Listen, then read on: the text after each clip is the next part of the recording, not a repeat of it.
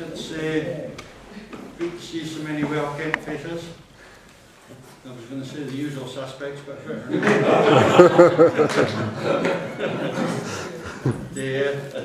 as I say, it's Jeanne's day today, very special occasion. I mean, when you take it into context, 34 years on the River Community Council, it's a pretty long stint. And the way things have been done over the years, I'm just a new kid in the block, but trying to keep pace with Jeanne at times is you get taught a lesson, you know. But, it's good to see you all here, as I say, and I think what I'll do is Martin to us, she's been actually working with Jeanne for close on 20 odd years, so I think Margaret's far more, she's better tuned to what Jeanne has been up to over the years, so I'll ask Margaret just to come and say a few words just to introduce herself. Well, thank you, John. Thank you very much. No problem. Well, ladies and gentlemen and friends, it was great pleasure that I've been asked to pay tribute to Jeanne. We've known each other for quite a few years now, I think nearly 50. Jeanne met her husband, who was the chief engineer with Cunard, when his ship called into Adelaide. She moved to Nairn about 1962 with her new Scottish husband, and she fell in love with Scotland and the people. And she immediately started to contribute to the community. Her commitment has been maintained by her voluntary service to this town to the present day. She has fought tirelessly for Nairn and should be recognised as an ambassador for Nairn. She was a founder member of Nairn River Community Council at the inception of community councils and was elected the first secretary. She has served continuously for over 34 years on this community council, and the majority of the time as chairman, but always as an office bearer. She was the driving force in many campaigns to conserve Nairn. When you think of Viewfield, the Maggot, the Parky, the post office, the Bailey Bridge, trees, she was a real driving force to us all. Some of these campaigns we won, some we lost.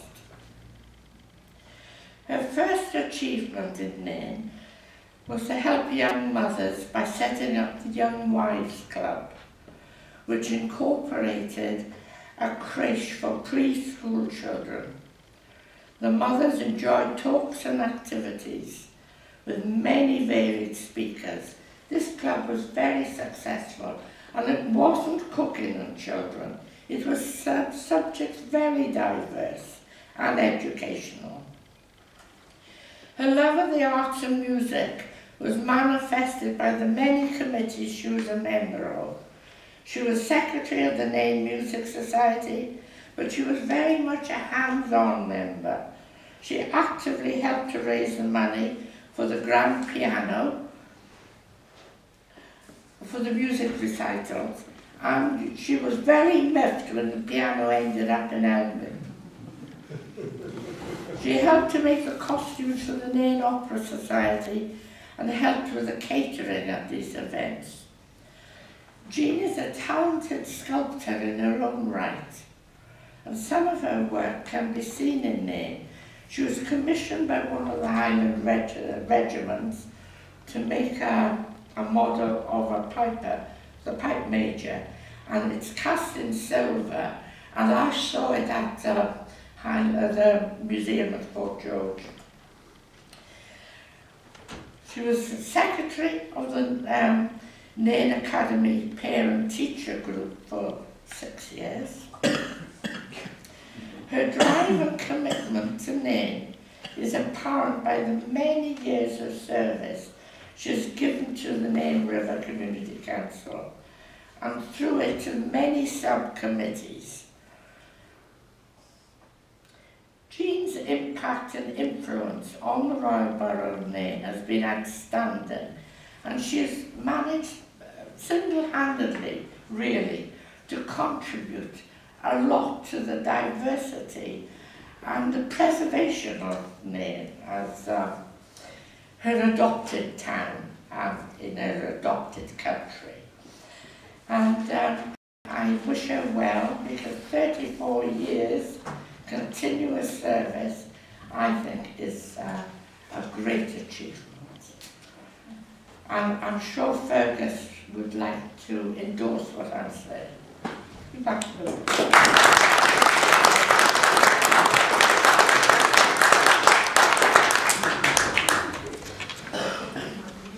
Well, it's really a great pleasure to be here today on this very happy occasion, and I guess these days you're not supposed to make general remarks about the characteristic traits of people from countries such as Australia, of political correctness, but anyway, I'll just disregard that and carry on regardless.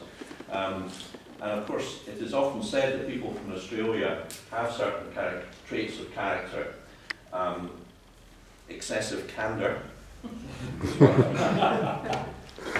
a sense of humour, particularly directed at people who are perceived to be too big for their boots, and perhaps above all, a kind of a desire and an ability to see things through, to see things through to a conclusion, to persevere. I think the Scottish word smedder sums it up, if you're familiar with that, which I imagine you will be. I was thinking about this, about what I should say about Jeanne, and of course she started off down under in Australia, down there in the southern hemisphere, and she has always been candid. She has always had a marvellous sense of humour in her dealings for people in Nairn, the community of Nairn, and she's always seen things through to an end. As Margaret has said so eloquently, she's been involved in just about every one of the issues that have concerned people in Nairn over 3 decades, and that truly is a remarkable record. I was speaking to my mother Winnie this morning, and normally conversations on the phone with my mother last for an average of 15 seconds because she doesn't really like the telephone very much. She's down in Kilmacoll these days to be near grandchildren there. But she said, "Oh, Gordon and Jeanne, I love them dearly. Please wish her well on this day." And she reminded me that Gordon whisked Jeanne from the southern to the northern hemisphere, Gordon was a marvellous character. I wish I'd known him better. My father Stuart and he had quite a lot in common, because whereas Jeanne and my mother Winnie are probably amongst the most gregarious people in the northern hemisphere, I don't think the same necessarily been said of my father. Perhaps not Gordon, but they both knew their views very well and shared a certain impatience with life and things in general, and it was a great pleasure to have spent some time, not long enough sadly, in Gordon's company. Delighted that Karen is here too today, and I just reminded Karen that we have an unfulfilled engagement where Karen and Jeanne, I hope, will come down to have lunch with me in Holyrood one of these days, at my expense incidentally, not the taxpayer. Here, in case there's any gentlemen of the press around. I think, in fact, there may be. So this is a very happy occasion. Margaret has already described some of the many issues here locally in which Jeanne has given freely and devotedly her time and attention over the last 34 years. And it's really a great pleasure for me to have the honour of saying these few words in appreciation, Jeanne, of all you've done for the people of Nairn. Thank you very much indeed.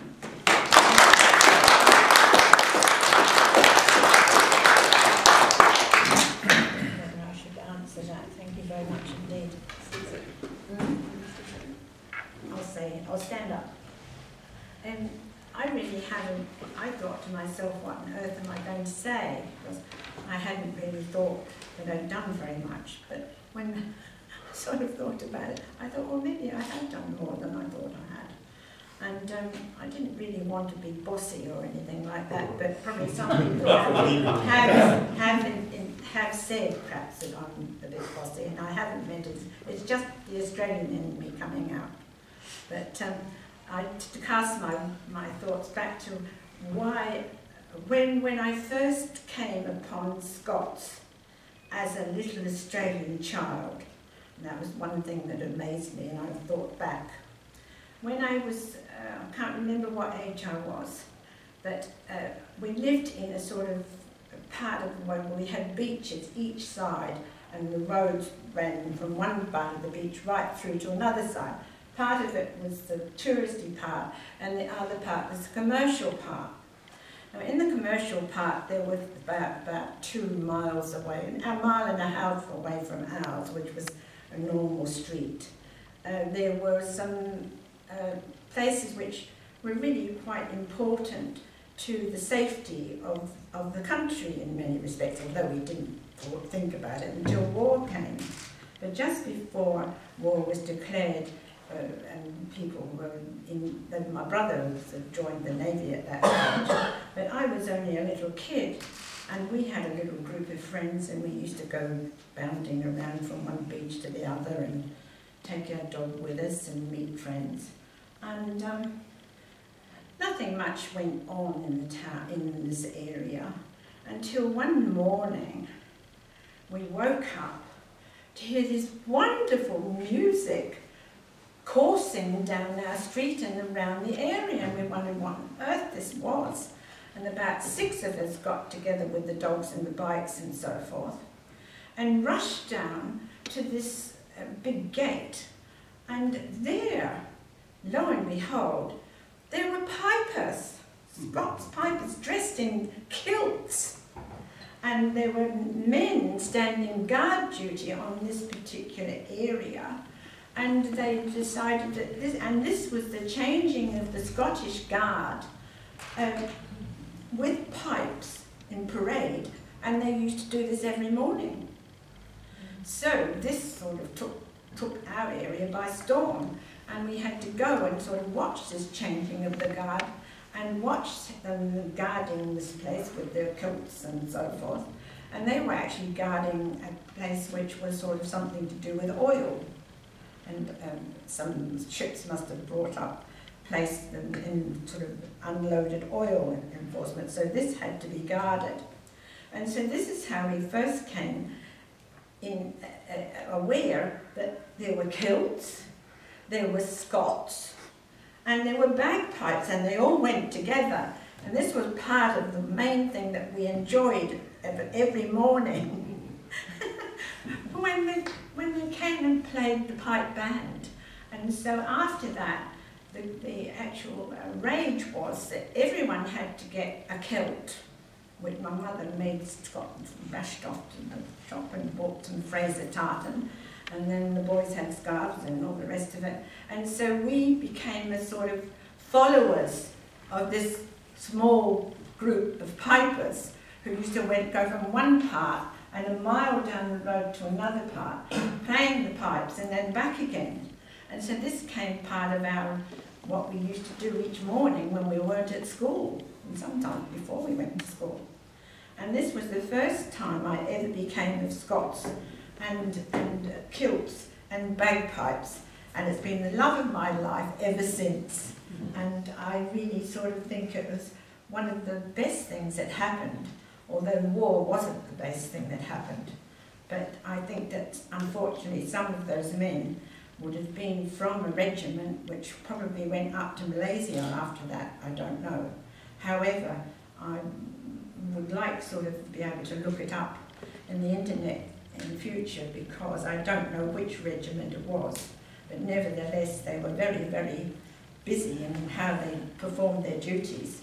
But they appreciated us little kids standing there in various shapes and sizes and the animals. So it was my first introduction to meeting Scots, and it's been with me ever since. And far be it did I ever realise that I would ever end up in my life in Scotland, because I had no idea, no intention of leaving Australia at that time.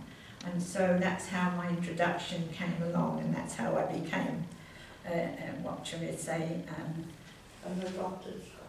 an adopted Scot. I didn't know that at the time. So that's all I can have to say to you, and thank you. I must thank you very much, because I couldn't think of anything else that was sort of appertaining to my Scottish connections, and far be it from me to expect that I would end up here. But nevertheless, it's been a great pleasure to be in Nairn and to live in Nairn. It's my favourite place on earth, and if I'm away from it for any length of time, I just have to get back, because I can't stay away from it too long, because it's the draw of the country, it's the people who live here, and it's just some special, extra special little quality that I couldn't live without. And thank you very much for being very kind to me over all these years. I do have a lot more to say, but that's the most important bit. Thank you indeed.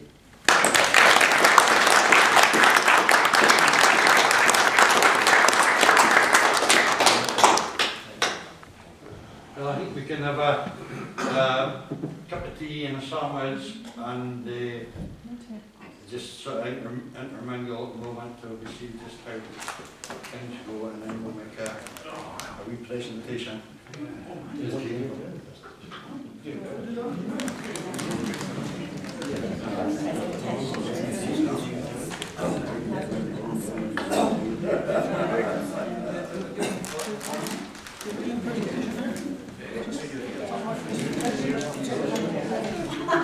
Now, Jeanne, on behalf of the 4 Highland Councillors, the Highland Council, and also the staff in there, Louise, and all the other people who worked with you over the years, I want to present you with this. It's a Highland Council plate. A decorated plate for you to signify how much we hold you in our esteem for what you've done. And it's not just on behalf of the Highland Council. I'll say this person on behalf of the District Council, because the District Council was there before the Highland Council. From all the work you've done with the Community Council, and all you've helped us in the past, because at times you've come up against us. So you usually we refer to you as the usual suspect, you refer to us as the guilty party. You're not just you're a mover for change, but you prevented change. You've, what's the word I'm looking for? You preserved certain parts of Nairn and helped maintain our heritage and our identity in a number of ways. So this is a small gift for our thanks to you.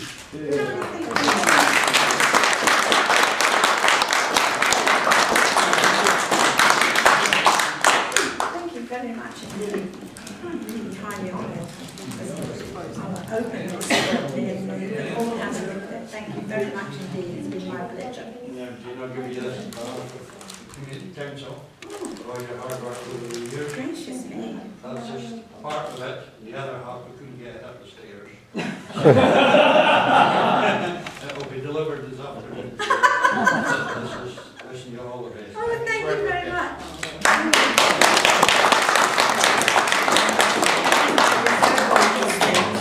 Thank you very much indeed. That's very kind of you.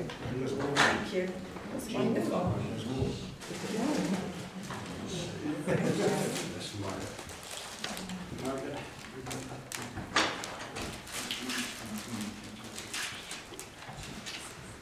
As an ex-member of the Community Council, I'd like you to have these flowers just from Main River Community Council. Oh, thank you very much.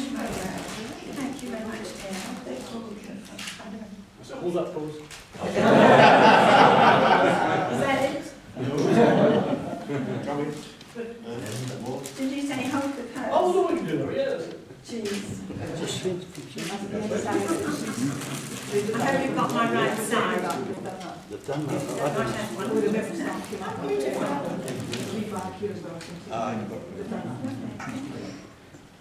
Thank you very much indeed. I'm just really overwhelmed. Thank you indeed. Thank you very much, everyone, for coming. some from great distance and others from just down the street, but it doesn't matter. It was really nice to see you all. Thank you.